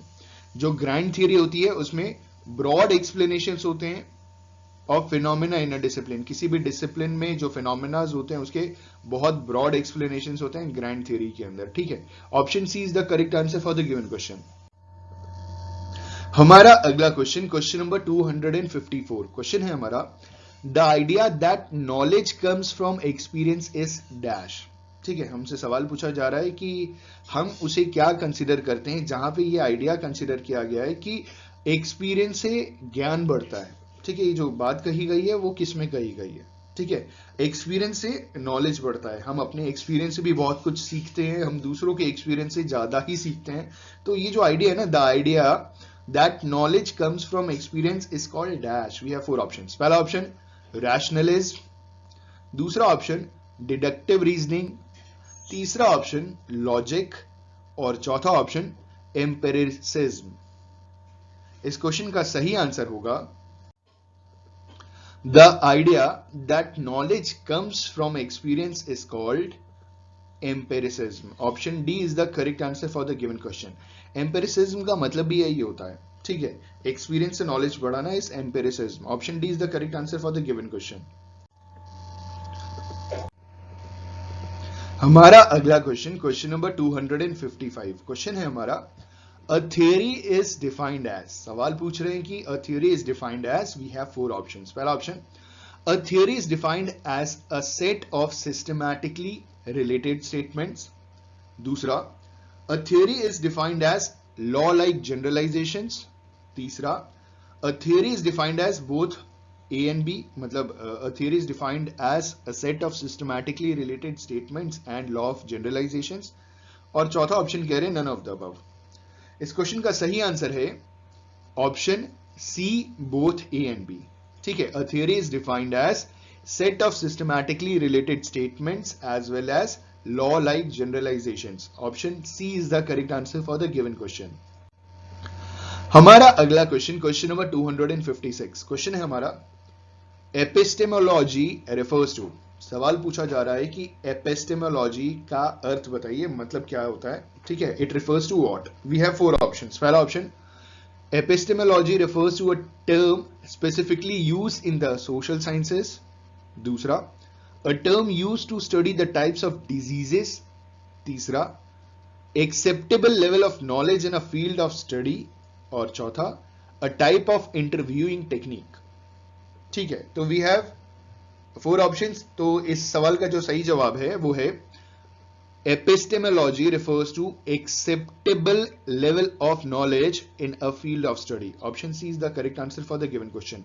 यहां पे एपिस्टेमोलॉजी का मतलब बताया जा रहा है कि एपिस्टेमोलॉजी का मतलब ये होता है कि it is an acceptable level of knowledge in a field of study. जिस फील्ड में आप स्टडी कर रहे हो ना, जो आपकी स्टडी की फील्ड है, उसमें जो भी आपका नॉलेज का लेवल है वो एक्सेप्टेबल लेवल है। दिस इज कॉल्ड, अगर वो एक्सेप्टेबल है तो it is called epistemology. Option C is the correct answer for the given question. अगला क्वेश्चन 257 क्वेश्चन है हमारा, which of the following is the function of theory. इनमें से कौन सा थ्योरी का फंक्शन है। पहला option, integrating and summarising current knowledge. दूसरा, मेकिंग प्रेडिक्शंस। तीसरा, एक्सप्लेनिंग फिनोमेना। चौथा, ऑल ऑफ द अबव। इस क्वेश्चन का सही आंसर है, जो फंक्शन की थ्योरी है, it is making predictions. Option B is the correct answer for the given question. एक बहुत इंपॉर्टेंट थ्योरी जो फंक्शन की है वो है मेकिंग प्रेडिक्शंस। वैसे अगर हम आपको जानकारी दें कि जो थ्योरी है वो बेसिकली 3 पार्ट में डिवाइड की गई है, मतलब functions of theory basically 3 part में डिवाइड है। पहला कह रहे हैं कि theory logically consist of concepts, assumptions and generalizations। ठीक है। दूसरा कह रहे हैं the major functions of theory is to describe, explain and predict behaviour. तीसरा कह रहे हैं theory is heuristic for it stimulates and guides the further development of knowledge. तो आपने देखा कि इसमें मेकिंग प्रिडिक्शन भी आता है। ऑप्शन बी एकदम सही जवाब है। हमारा अगला क्वेश्चन नंबर 258 क्वेश्चन है हमारा, which of the following term explains the idea that knowledge comes from experience। ठीक है, अभी कुछ समय पहले यही सवाल थोड़ा घुमा के पूछा गया था, अगर आपने ध्यान दिया होगा तो आप आंसर कर सकते हैं। सवाल पूछा जा रहा है कि इनमें से कौन सा टर्म हमें ये एक्सप्लेन करता है that the idea that knowledge comes from experience। ये आइडिया कि हमें जो नॉलेज है वो एक्सपीरियंस से आया, मतलब हमारे पास जितनी जानकारी है वो हमें एक्सपीरियंसेस से सीखने को मिली है, इसे हम क्या टर्म देते हैं। पहला ऑप्शन, रैशनलिज्म। दूसरा, एम्पेरिसिज्म। तीसरा, लॉजिक। चौथा, डिडक्शन। इस क्वेश्चन का सही आंसर है, the term which explains the idea that knowledge comes from experience is called empiricism. Option B is the correct answer for the given question. हमारा अगला question number 259 question है हमारा, in every field research pursuits promote systematically and gradual advancement of knowledge but discoveries are rare because। ठीक है, इसके 4 options हैं। पहला option है, result is a continuous critical investigation। दूसरा, it is not common to be able to think beyond a grooved channel। तीसरा, sustained experimental work needed for discovery is not easily forthcoming। और चौथा, most people lack the depth of knowledge needed for it। तो सवाल था कि हर field में जो research pursuits हैं वो प्रमोट क्या करते हैं, एक सिस्टमैटिक और ग्रेजुअल एडवांसमेंट ऑफ नॉलेज, लेकिन डिस्कवरीज की बात नहीं होती। But discoveries are rare because हम जब भी रिसर्च करते हैं तो डिस्कवरीज बहुत कम होती है। ठीक है, लेकिन चीजें क्या प्रमोट की जाती है कि आप systematically gradual advancement of knowledge की बात ज्यादा की जाती है। हम ये नहीं कहते कि आप चीजों को डिस्कवर करो। बात ये होती है रिसर्च में कि आप सिस्टमैटिकली किसी चीज को स्टडी कीजिए, उसमें एडवांस नॉलेज लेकर के आइए। इसके पीछे रीजन क्या है। ठीक है, इस क्वेश्चन का सही आंसर है option D, reason most people lack the depth of knowledge needed for it. क्योंकि ज्यादातर लोगों के पास जानकारी नहीं है। वैसे भी आप बहुत अच्छी तरीके से जानते हैं, अगर रिसर्च मेथोडोलॉजी आप पढ़ रहे हैं तो बहुत सारे ऐसे लोग आपको जरूर मिलेंगे जिनके पास प्रॉपर जानकारी नहीं है और पूरी तरीके से, मैं एक और शब्द का प्रयोग करूंगा कि पूरी तरीके से रिसर्च मेथोडोलॉजी की डीप नॉलेज नहीं है। ज्यादातर लोग मुझे भी मिले, बहुत कंफ्यूज मिले, मतलब रिसर्च मेथोडोलॉजी से रिलेटेड हर एक इंडिविजुअल सही आंसर नहीं कर पाता है क्योंकि लैक ऑफ नॉलेज है। ठीक है, तो इस क्वेश्चन का सही आंसर है ऑप्शन डी। हमारा अगला क्वेश्चन, क्वेश्चन नंबर 260, क्वेश्चन है हमारा मेटाफिजिक्स मीन्स। सवाल पूछा जा रहा है मेटाफिजिक्स का मतलब बताइए। We have 4 options. पहला option a branch of physics, दूसरा exploring the nature of ultimate reality, तीसरा फिजिक्स ऑफ मेटल्स और चौथा फिजिक्स ऑफ वेदर। इस क्वेश्चन का सही आंसर है metaphysics means exploring the nature of ultimate reality. Option B is the correct answer for the given question. हमारा अगला question, question number 261, question है हमारा which of the following statement is not correct. I repeat, इनमें से कौन सा statement सही नहीं है। पहला option a researcher is expected to be a well read person, दूसरा one research gives birth to another research, तीसरा all researchers contribute to existing knowledge और चौथा a good researcher is a nice person. इस question का सही answer है option D, a good researcher is a nice person. ये correct नहीं है। जरूरी नहीं है सारे रिसर्चर्स बहुत अच्छे इंसान हो, ठीक है। और अच्छाई की डेफिनेशन क्या होती है, ठीक है, नाइस पर्सन की डेफिनेशन क्या होती है, पहले वो क्लियर होगा तभी तो पता चलेगा। और इन स्टेटमेंट के हिसाब से विच of the following statement is not correct, इन्होंने बोला कि जितने भी अच्छे रिसर्चर होते हैं वो अच्छे इंसान होते हैं, ठीक है। अ good researcher is a nice person, जरूरी नहीं है, ठीक है, not always. Option D is the correct answer for the given question. लेकिन ऊपर की तीनों चीजें एप्लीकेबल होती है एक अच्छे रिसर्चर के लिए, ठीक है। अगला क्वेश्चन, क्वेश्चन नंबर 262, क्वेश्चन है हमारा which of the following is defined as a systematic method of evaluating systematic data based on the results of several independent studies of the same problem। इन्होंने बोला 4 options दिए और कहा जा रहा है कि सेम प्रॉब्लम के ऊपर जो इंडिपेंडेंट स्टडीज की गई है, अलग अलग जो रिजल्ट निकला है, उसका जो सिस्टमैटिक इवैल्यूएशन है ना डेटा का, उसे हम क्या कंसीडर करते हैं, उसके मेथड को क्या कंसीडर करते हैं, ठीक है। मतलब आप समझ गए होंगे कि which of the following is defined as a systematic method of evaluating systematic data based on the results of several independent studies of the same problem. पहला ऑप्शन है फैक्टर एनालिसिस, दूसरा ऑप्शन है मेटा एनालिसिस, तीसरा option है systematic analysis और चौथा option है none of the above. इस क्वेश्चन का सही आंसर है option B, meta analysis. Meta analysis is defined as the systematic method of evaluating systematic data based on the results of several independent studies of the same problem। ये एक हिसाब से Meta analysis की एक परिभाषा, एक definition है, ठीक है, डिफाइन। हमारा अगला क्वेश्चन, क्वेश्चन नंबर 263, क्वेश्चन है हमारा the quality of a research study mainly evaluate on the basis of.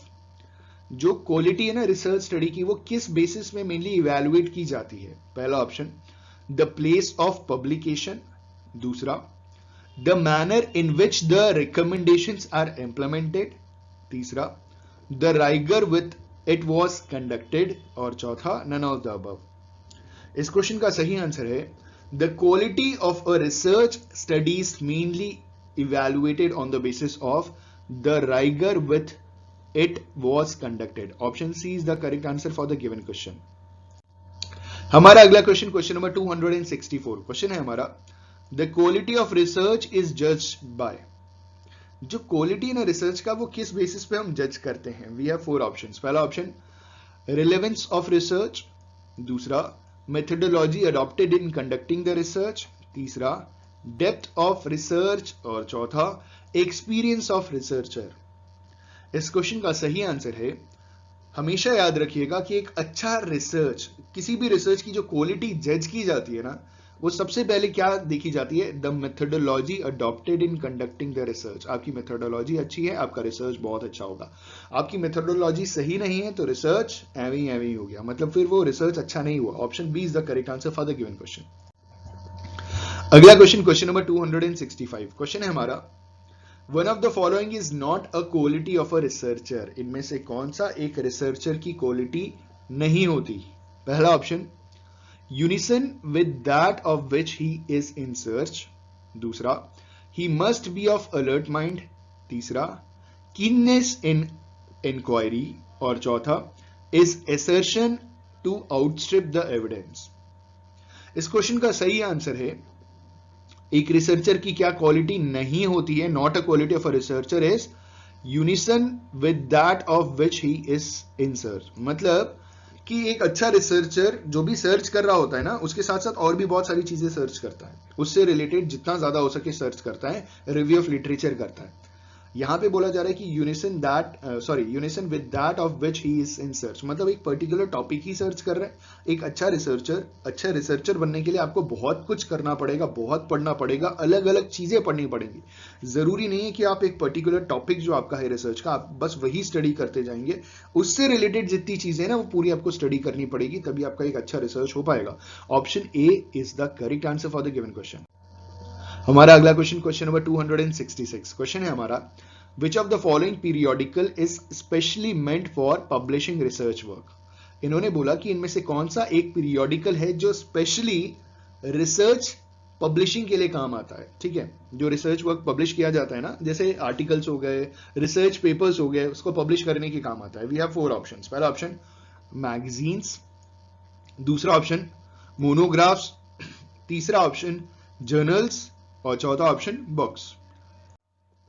इस क्वेश्चन का सही आंसर है ऑप्शन सी जर्नल्स। आपने सुना होगा रिसर्च जर्नल्स, ठीक है, रिसर्च पेपर्स, रिसर्च जर्नल्स, तो वो हमेशा जर्नल्स होता है जहां पे आपको बेसिकली रिसर्च वर्क पब्लिश्ड मिलता है। Option C is the correct answer. अगला क्वेश्चन, क्वेश्चन नंबर 267, क्वेश्चन है हमारा which of the following options are the main task of research in modern society.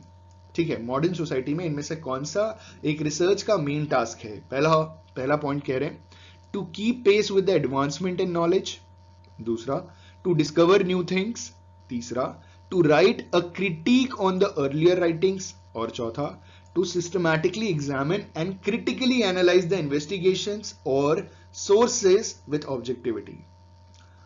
इस क्वेश्चन का सही आंसर होगा पहला पॉइंट भी करेक्ट है, दूसरा पॉइंट भी करेक्ट है, तीसरा पॉइंट गलत है, और चौथा पॉइंट भी करेक्ट है।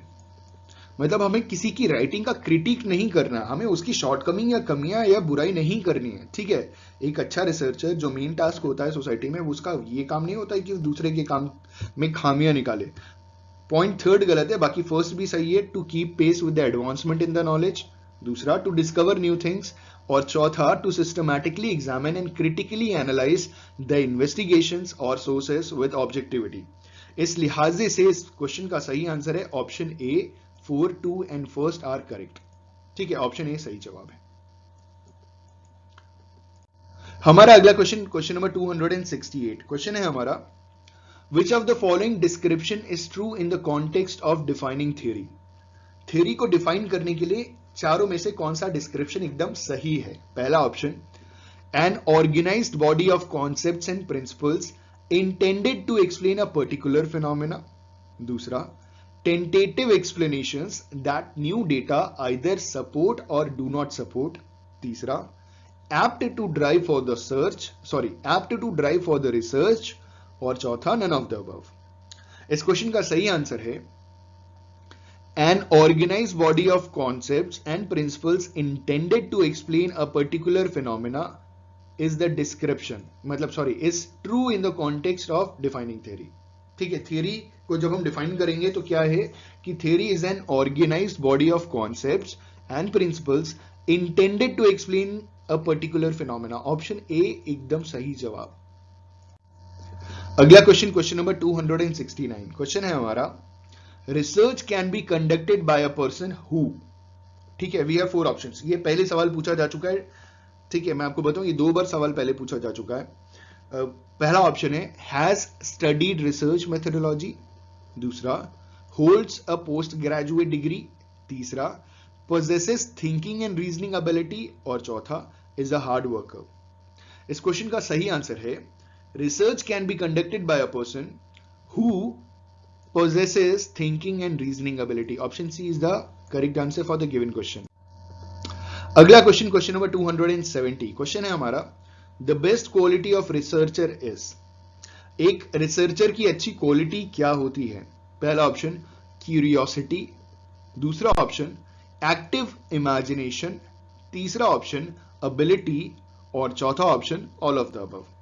इस क्वेश्चन का सही आंसर है option D, all of the above. एक अच्छे रिसर्चर में अच्छी क्वालिटीज जो होती है ना, मतलब रिसर्चर में जो बेस्ट क्वालिटीज होती हैं वो तीनों होती हैं, क्यूरियोसिटी भी होती है, एक्टिव इमेजिनेशन भी होती है, एबिलिटी भी होती है। इस लिहाजे से इस सवाल का सही जवाब option D, all of the above. हमारा अगला क्वेश्चन, क्वेश्चन नंबर 271। उम्मीद है आप बोर नहीं हो रहे होंगे, बहुत कुछ सीखने को मिल रहा होगा। वैसे पढ़ाई के टाइम इंसान बोर नहीं होता जब वो कुछ सीख रहा होता है। अगर आपको ये वीडियो इन्फॉर्मेटिव लगे प्लीज लाइक और कमेंट जरूर कीजिएगा, हो सके तो शेयर भी जरूर कीजिएगा। आपका शेयर हमारे लिए मोटिवेशन है, रुकावट के लिए खेद है। आगे बढ़ते हैं, question number 271। The result of building up information from pieces of information is known as. ठीक है, पीसेज ऑफ इंफॉर्मेशन को बिल्ड करके जब हम कुछ नॉलेज इंफॉर्मेशन बिल्ड करते हैं तो उसके रिजल्ट को क्या कंसिडर किया जाता है? पहला ऑप्शन है हमारा एन एनालिसिस, दूसरा ऑप्शन अ सिंथेसिस, तीसरा ऑप्शन अ सिनॉप्सिस और चौथा option none of the above. इस क्वेश्चन का सही आंसर है the result of building up information from pieces of information is known as a synthesis. Option B is the correct answer for the given question. हमारा अगला question, question number 272, question है हमारा, the result of setting out a reasoned argument in steps is known as. पहला option comparison, दूसरा option a debate, तीसरा option an evaluation और चौथा option an analysis. इस क्वेश्चन का सही आंसर है the result of setting out a reasoned argument in steps is known as an evaluation. Option C is the correct answer for the given question. ठीक है, अगला question, question number 273, question है हमारा, researcher is generally expected to. ठीक है, we have four options. पहला option study the existing literature in a field, generate new principles and theories, synthesises different ideas और चौथा नन ऑफ द अबव। इस question का सही आंसर है researcher is generally expected to generate new principles and theories. Option B is the correct answer for the given question. हमारा अगला question, question number 274, question है हमारा, what do you consider as the main aim of interdisciplinary research? Interdisciplinary research का main aim आप किसे consider करेंगे? पहला option to bring out holistic approach to research, दूसरा option to reduce the emphasis of single subject in research domain, तीसरा to oversimplify the problem of research और चौथा to create a new trend in research methodology। इस question का सही answer है option A, to bring out holistic approach to research is considered as the main aim of interdisciplinary research. Option A is the correct answer for the given question. हमारा अगला question, question number 275, question है हमारा, one of the essential characteristics of research is. Research की एक essential characteristics क्या है? ठीक है, पहला ऑप्शन रेप्लिकेबिलिटी, दूसरा जनरलाइजेबिलिटी, तीसरा यूजेबिलिटी और चौथा नन ऑफ द अबव। इस क्वेश्चन का सही आंसर है one of the essential characteristics of research is generalisability. Option B is the correct answer for the given question. देखिए, रिसर्च की भी ये कैरेक्टरिस्टिक है और थ्योरी के लिए भी ये कंसिडर किया जाता है कि जनरलाइजेशन। ठीक है, तो generalisability is the correct answer for the given question. 76 question है हमारा, the depth of any research can be judged bye.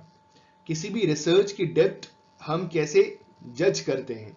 पहला option title of the research, दूसरा ऑब्जेक्टिव्स ऑफ द रिसर्च, तीसरा total expenditure on the research, चौथा duration of the research. इस question का सही answer है the depth of any research can be judged by objectives of the research. Option B is the correct answer for the given question. हमारा अगला question, question number 277, question है हमारा, which of the following statements is true about the theory. चारों में से कौन सा statement theory के लिहाजे से एकदम सही है? पहला option theory explains phenomenon in simple manner.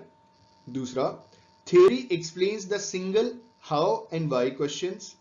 तीसरा, theory can be a well developed explanatory system. और चौथा, ऑल ऑफ द अबव। इस क्वेश्चन का सही आंसर है option D, all of the above. ये तीनों चीजें थ्योरी के लिहाज से बिल्कुल सही है, ट्रू स्टेटमेंट्स। तो option D, all of the above is the correct answer for the given question. हमारा अगला क्वेश्चन, क्वेश्चन नंबर 276। क्वेश्चन है हमारा, द रिसर्च इज ऑलवेज, ठीक है, the research is always dash. हमें फिल इन द ब्लैंक्स करना है एक हिसाब से। तो चलिए हम इस क्वेश्चन को आंसर में पुट करके देखते हैं और देखते हैं सही आंसर क्या है। पहला, the research is always verifying the old knowledge. The research is always exploring new knowledge.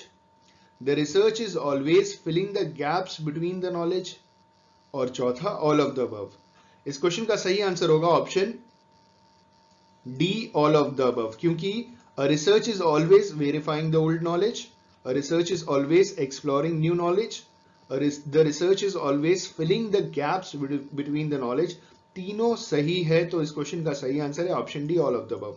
Research के ये तीनों काम होते हैं, वो पुराने नॉलेज को वेरीफाई करना, नए नॉलेज को एक्सप्लोर करना, और साथ ही साथ जो नॉलेज के बीच में गैप्स है ना, filling the gaps between the knowledge, जो गैप्स होते हैं नॉलेज के बीच में, उसे फिल करना। ऑप्शन डी एकदम करेक्ट आंसर। हमारा अगला क्वेश्चन, क्वेश्चन नंबर 279। क्वेश्चन है हमारा, which of the following is a function of theory. इनमें से कौन सा थियरी का फंक्शन है। पहला option, summarising the current knowledge. दूसरा, मेकिंग प्रिडिक्शंस। तीसरा, एक्सप्लेनिंग फिनोमिना। चौथा, ऑल ऑफ द अबव। इस क्वेश्चन का सही आंसर है option D, all of the above. ये तीनों चीजें फंक्शंस हैं थियरी की, ठीक है। Summarising the current knowledge is a function of theory, making predictions is a function of theory, and explaining phenomena is also a function of theory. So all three of them are functions of theory. Option D is the correct answer for the given question, all of the above.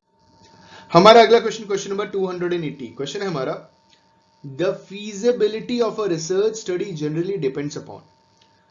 जो research study की जो feasibility है वो generally किस चीज के ऊपर depend करती है। पहला ऑप्शन, कॉस्ट फैक्टर। दूसरा option, time required to conduct research. तीसरा, skills set of the researcher. और चौथा, ऑल ऑफ द अबव। इस क्वेश्चन का सही आंसर है option D, all of the above, ठीक है।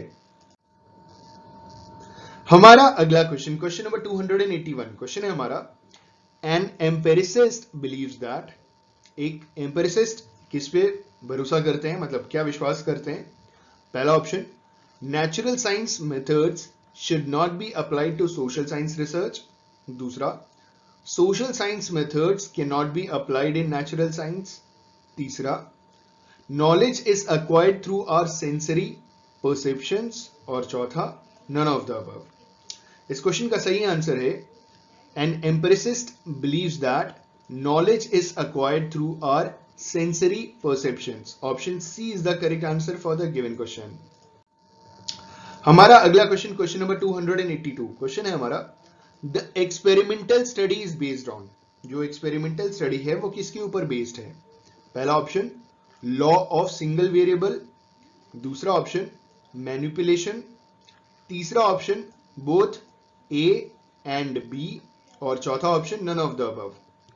इस क्वेश्चन का सही आंसर है, the empirical study is based on law of single variables as well as manipulations. जो एक्सपेरिमेंटल स्टडी है वो किसके ऊपर बेस्ड होती है, बोथ ए एंड बी के ऊपर, ठीक है। जो एक्सपेरिमेंटल स्टडी है वो दोनों के ऊपर बेस्ड होती है। Option C is the correct answer.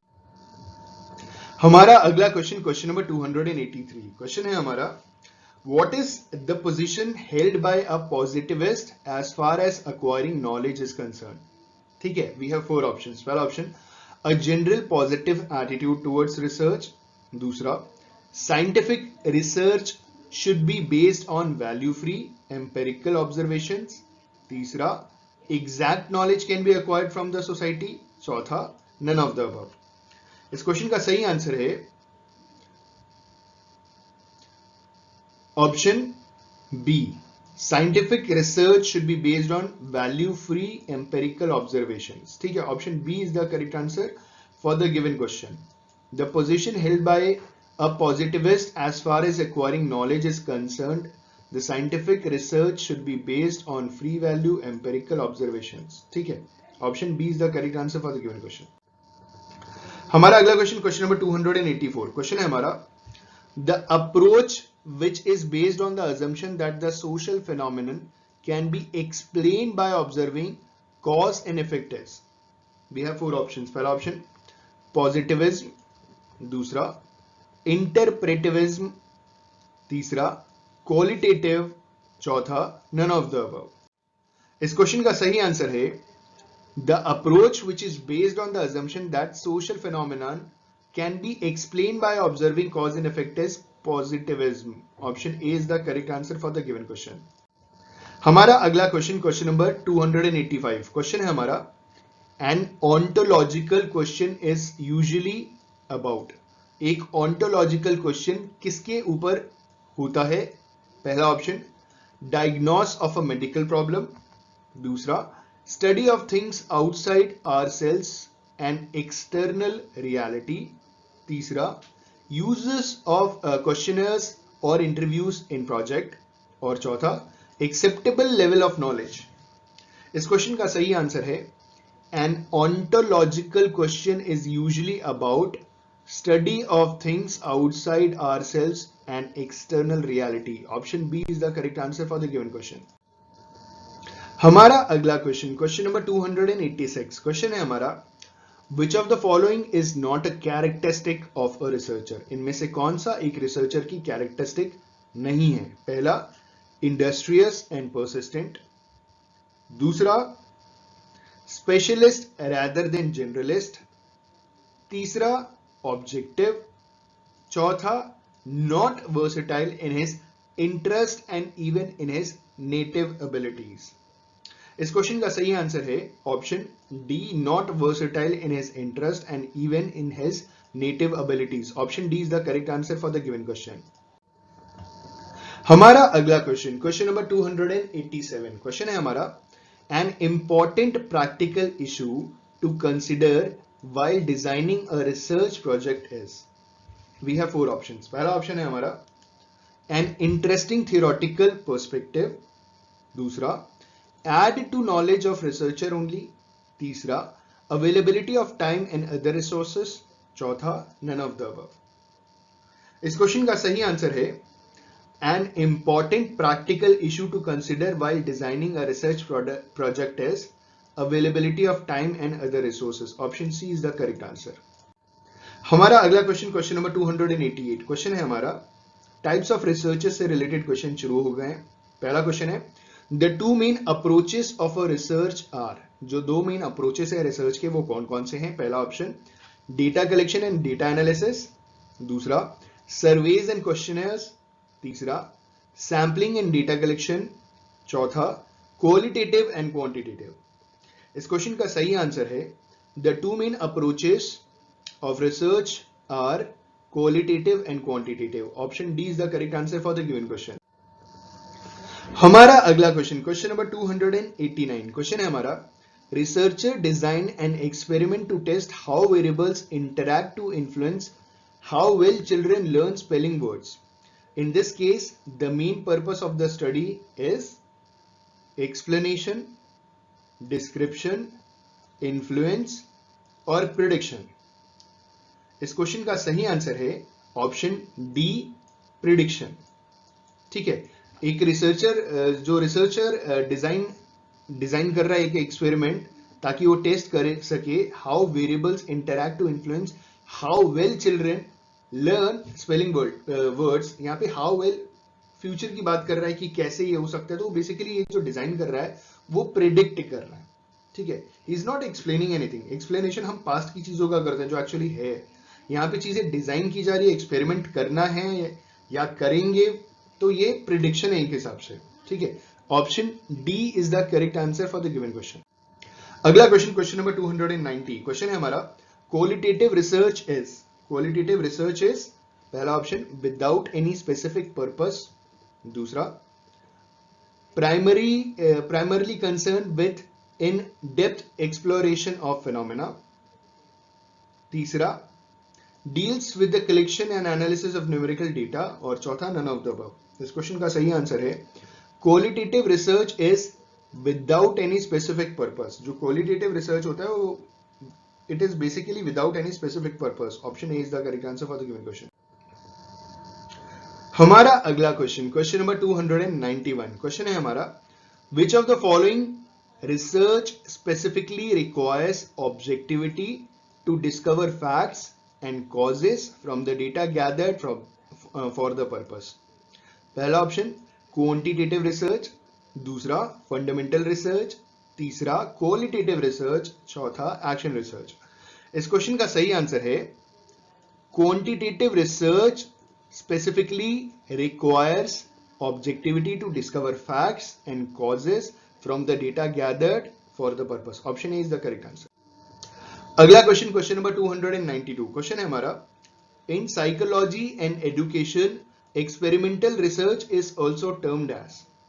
ठीक है, साइकोलॉजी और एजुकेशन में experimental research is also termed as, we have four options. पहला option SR stimulus response research, दूसरा एनालिटिकल रिसर्च, तीसरा हिस्टोरिकल रिसर्च, चौथा पोस्ट फैक्टो रिसर्च। इस क्वेश्चन का सही आंसर है in psychology and education experimental research is also termed as SR research stimulus response research। Option A is the correct answer। Our next question is question number 293। Question है हमारा, fundamental research is usually carried out in। जो fundamental research है वो usually कहां carry out किया जाता है? पहला ऑप्शन क्लासरूम, दूसरा ऑप्शन फील्ड सेटिंग, तीसरा लेबोरेटरी कंडीशंस, चौथा सोशल सेटिंग। इस क्वेश्चन का सही आंसर है fundamental research is usually carried out in classroom. Option A is the correct answer. हमारा अगला क्वेश्चन, क्वेश्चन नंबर 294। क्वेश्चन है हमारा, the research which is exploring new facts through the study of the past is called। पहला option philosophical research, दूसरा historical research, तीसरा mythological research, चौथा content analysis. इस question का सही आंसर होगा option B historical research. The research which is exploring new facts through the study of the past is called historical research. हमारा अगला question, question number 295। Question है हमारा, the scientific method can be used. जो scientific method है वो कब इस्तेमाल किया जाता है? We have four options. पहला option only in physical science such as physics and chemistry, दूसरा ओनली इन सोशल साइंसेस, तीसरा both in physical and social sciences, और चौथा नन ऑफ द अबव। इस क्वेश्चन का सही आंसर है option C both in physical and social sciences. जो scientific method होता है रिसर्च का वो फिजिक्स में भी इस्तेमाल किया जाता है और सोशल साइंसेस में भी, मतलब एक साइंस में भी इस्तेमाल किया जाता है और साथ ही साथ सोशल साइंस में भी इस्तेमाल किया जाता है। ठीक है, option C is the correct answer for the given question. हमारा अगला क्वेश्चन, क्वेश्चन नंबर 296। क्वेश्चन है हमारा, in the method of naturalistic observation there will be, option A haphazard behaviour as it naturally occurs, दूसरा setting up of controlled experiments by which they uncover causal experiments and behavior, तीसरा set out to actively observe subjects in their natural environments, और चौथा interview subjects at different stages of life। इस question का सही answer है in the method of naturalistic observation there will be set out to actively observe subjects in their natural environments। Option C is the correct answer for the given question। हमारा अगला question, question number 297। Question है हमारा, which of the following is the form of explanatory research and which the researcher develops theoretical model and empirically test the model to determine how well the model fits the data. इन्होंने सवाल पूछा है कि इनमें से कौन सा एक एक्सप्लेनेटरी रिसर्च है जहां पे रिसर्चर डेवलप करता है थियोरेटिकल मॉडल और एम्पेरिकली टेस्ट करता है इन मॉडल्स को ताकि ये डिटरमाइन किया जा सके कि जो भी डेटा है वो मॉडल के अंदर कितना फिट बैठता है। पहला ऑप्शन कॉजल मॉडलिंग, दूसरा ऑप्शन प्रिडिक्टिव रिसर्च, तीसरा ऑप्शन डिस्क्रिप्टिव रिसर्च, चौथा ऑप्शन एक्सप्लोरेटरी रिसर्च। इस क्वेश्चन का सही आंसर है, क्योंकि सवाल में मॉडलिंग है तो आंसर में भी मॉडलिंग है। Option A is the correct answer for the given question. अगला क्वेश्चन, क्वेश्चन नंबर 298, क्वेश्चन है हमारा, the important prerequisites of research in sciences, social sciences and humanities are. जो इंपॉर्टेंट प्री रिक्विजिट्स है ना research की science में, social science और humanities में, वो क्या है? पहला option laboratory skills, records, supervisor and topic. दूसरा supervisor, topic, critical analysis and patience. तीसरा archives, supervisor, topic and flexibility and thinking. और आखिरी में कह रहे हैं topic, supervisor, good temperament and preconceived notions. इस क्वेश्चन का सही आंसर है, क्या होना चाहिए इस क्वेश्चन का सही आंसर? इस क्वेश्चन का सही आंसर है the important prerequisites of a research in sciences, social sciences and humanities are supervisor, topic, critical analysis and patience. Option B is the correct answer for the given question. अगर आपको किसी question में कोई doubt होता है ना, तो आप कमेंट जरूर कीजिएगा। मैं आपके कमेंट पढ़ करके आपके डाउट को क्लियर करने की पूरी कोशिश करूंगा, पहले से भी करता आ रहा हूं, अभी भी करूंगा। तो आपका बहुत बहुत स्वागत है। अगर आपको कोई क्वेश्चन नहीं समझ में आए तो प्लीज कमेंट जरूर कीजिएगा, ठीक है, ताकि मैं आपको एक्सप्लेन कर सकूं। हमारा अगला क्वेश्चन, क्वेश्चन नंबर 299, क्वेश्चन है हमारा, one of the aims of scientific method in research is to. ठीक है, जो रिसर्च का एक साइंटिफिक मेथड होता है ना, उसका एक एम क्या है? ठीक है, अंग्रेजी में ऐसे चलता है, हिंदी में ऐसे आता है। ठीक है, one of the aims of scientific method in research is to improve data interpretation, eliminate spurious relations, confirm triangulation, चौथा इंट्रोड्यूस न्यू वेरिएबल्स। इस क्वेश्चन का सही आंसर है option B, eliminate spurious relations. जो एक एम है ना साइंटिफिक रिसर्च का, वो ये है कि स्प्यूरियस जो रिलेशंस होते हैं उसको एलिमिनेट कर देना। ठीक है, option B is the correct answer. आखिरी क्वेश्चन, क्वेश्चन नंबर 300। इसी के साथ 300 क्वेश्चन हमारे पूरे हो जाएंगे, हमारे मतलब आपकी अच्छी खासी तैयारी हो जाएगी। क्वेश्चन है हमारा, which of the following is not the method of research. इनमें से कौन सा रिसर्च का एक मेथड नहीं है? पहला ऑप्शन ऑब्जर्वेशन, दूसरा हिस्टोरिकल, तीसरा सर्वे, चौथा फिलोसॉफिकल। इस क्वेश्चन का सही आंसर है ऑप्शन, देखिए इस क्वेश्चन का जो सही आंसर है ना, वो एक हिसाब से रिसर्च स्ट्रेटेजी है, ना कि रिसर्च मेथड है, और वो है option C. Survey is not a research method, it is a research strategy. Option C is the correct answer for the given question. Strategy is just kind of a planning. ठीक है, strategy हम plan करते हैं एक हिसाब से, ठीक है। और जो रिसर्च मेथड होता है वो पूरा का पूरा एक प्रोसेस होता है, उसका पूरा प्रॉपर इंप्लीमेंटेशन होता है, वो पूरा एक तरीका होता है, एक सिस्टम होता है। इस क्वेश्चन का सही आंसर है ऑप्शन सी।